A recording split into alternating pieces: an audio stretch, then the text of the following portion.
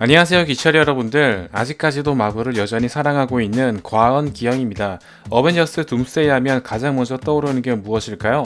바로 로버트 다우니 주니어의 복귀라고 해도 과언이 아닙니다. 그 어떤 발표보다 가장 큰 기대를 불러 모은 사건이었으며 침체기였던 마블을 단번에 멱살 잡고 캐리해준 역사적인 순간이 아닐 수 없는데요.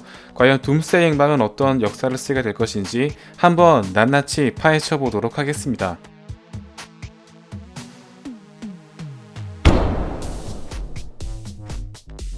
엔드게임 이후 가장 마블의 관심을 모은 부분이라면 바로 로버트 다우니 주니어의 재합류라고 해도 과언이 아닙니다. 페이즈 4와 페이즈 5에 공개된 영화 트레일러 이상으로 가장 큰 화제였다고 해도 과언이 아닌데요. 바로 그 다음으로 둠스데이 트레일러에 공개된 크리스 에반스의 등장이 그 뒤를 잇고 있습니다. 로버트 다우니 주니어와 크리스 에반스, 마블을 이끌어가던 쌍두마차가 재합류하면서 다시 한번 화제 중심에 서게 되었지만, 반대로 이야기하자면 이 두 명 없이는 어벤져스를 흥행시킬 자신이 없었다는 뜻으로도 해석될 수 있습니다.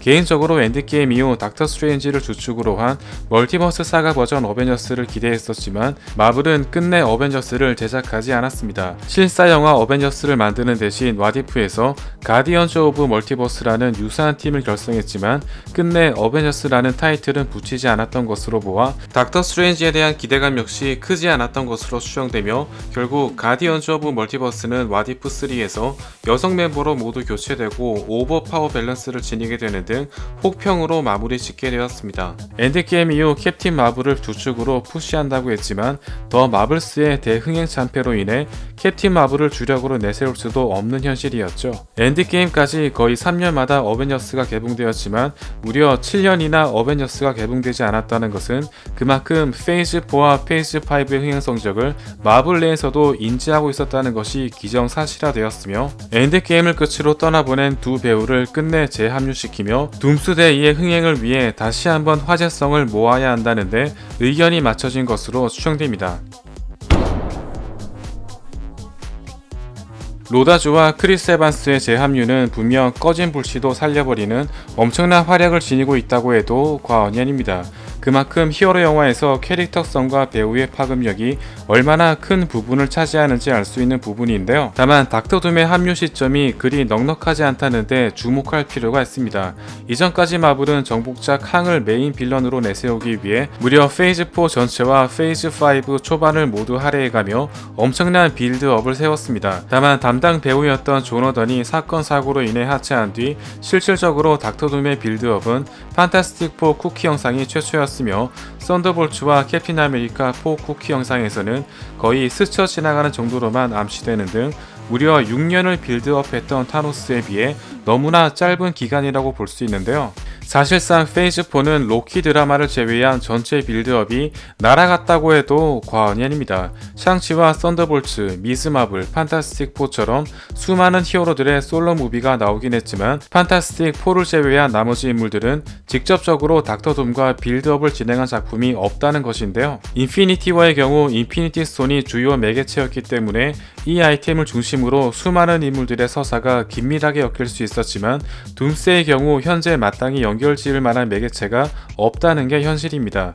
유일하게 연관 지을 수 있는 점이 멀티버스와 인커전이지만 인커전이 언급된 미즈 마블의 뱅글이나 닥터 스트레인지의 다크홀드 등 너무나 연결점이 없는 것이 현실이며, 인커전을 막을 방법 또한 명확하게 빌드업 되지 않았기 때문에 정말 이 난해한 각본을 어떻게 써내려갈지가 정말 불안해진다고 해도 과언이 아닙니다. 인피니티 스톤의 경우 6개가 모이는 것을 막기 위해 비전을 희생하는 쪽으로 각본을 쓸 수 있었지만 둠스의 경우 닥터 둠에게 대항하는 방법을 어떻게 새롭게 만들어야 할지 의문이 생기는 부분입니다.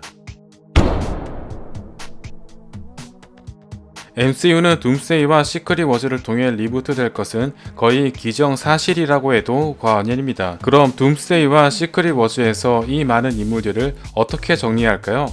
바로 사망시키는 것입니다.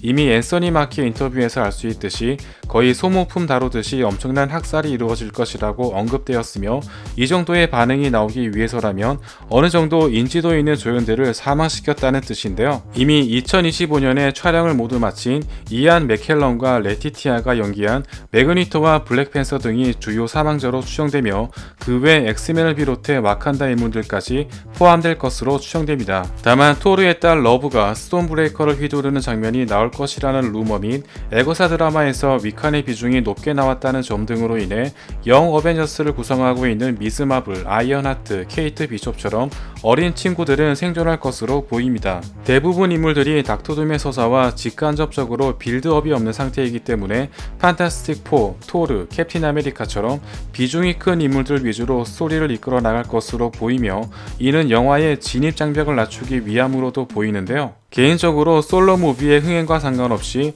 페이즈 4에서 어벤져스가 하나 나왔더라면 어느 정도 교통 정리도 되면서 페이즈 5에 대한 기대치도 올라가지 않았을까 하는 생각이 드는 편입니다.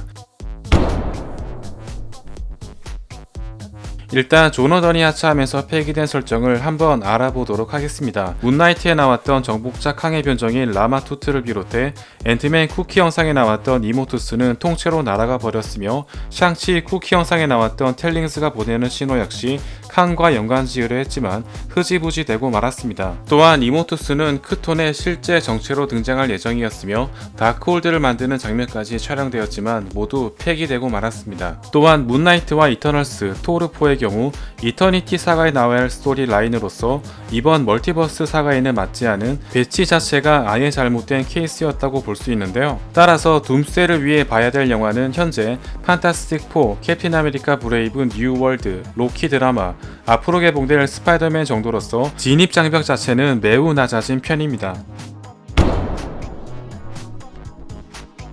로다주와 에반스의 복귀로 인해 사실 둠스데이는 이전보다 활기를 되찾을 것이라는 건 명확하다고 해도 과언이 아닙니다. 다만 이후의 행보가 또다시 걱정인데요. 로다주와 에반스는 둠스데이와 시크릿 워즈 단 2편만 계약한 단발성 출연에 그칠 것으로 보이며, 이후 엑스맨 사가의 운명은 엔드게임을 끝으로 두 사람이 하차하며 화제성이 대폭 낮아진 페이즈 4의 상황과 매우 유사하다는 점입니다. 사실 마블 시네마틱 유니버스는 로다주의 지분이 거의 90%였다고 해도 과언이 아닌데요. 인피니티 사가에도 평가가 낮은 작품들은 있었지만 아이언맨이 존재한다는 그 자체만으로도 마블에 대한 기대치는 압도적이었기 때문에 계속해서 화제성을 모을 수 있었습니다. 다만 둠스데이와 시크릿 워즈 이후 엑스맨 사가 역시 또다시 로다주 없이 얼마나 화제성을 불러일으킬 수 있을지가 매우 의문인데요. 엔드게임 이후의 빈자리를 다시 느껴야 하는 것일까요? 혹은 어벤져스 7이 나올 때쯤 또다시 로다주와 에반스를 소환해야 하는 것일까요? 엑스맨의 경우 데오피로 정점을 찍은 뒤 아포칼립스와 다크 피닉스는 하향세였다는 점에서 휴 잭맨이 다시 엑스맨을 이끌지 않는 이상 새로운 엑스맨을 받아들이는데 어느 정도 시간이 필요할 것으로 보입니다. 그만큼 둠스데이와 시크릿 워즈가 엔드게임에 버금갈 만큼 엄청난 흥행을 기록해야만 엑스맨 사가의 활력을 불어넣을 수 있기 때문에 이번 둠스데이 작품이 매우 중요한 포지션이라고 해도 과언이 아닙니다. 지금까지 마블 둠스데이였습니다. 다만 이러한 불안 요소를 안고 있음에도 불구하고 현재까지 둠스데이의 기대치는 엔드게임 이후 최고라고 해도 과언이 아닌데요. 개인적으로 팀원 무비를 7년 동안 내지 않은 것은 조금 아쉬운 부분입니다. 로다주와 에반스 없이 어벤져스를 만들 수 있다는 사례를 남기는 것이 앞으로의 팀원 무비에 긍정적인 영향을 미칠 수 있을 것으로 보이는데요. 개인적으로 둠스데이는 올해 최고의 기대작이기 때문에 개봉하자마자 극장으로 달려가도록 하겠습니다. 다음 시간에도 재미있는 리뷰로 돌아오겠습니다. 감사합니다.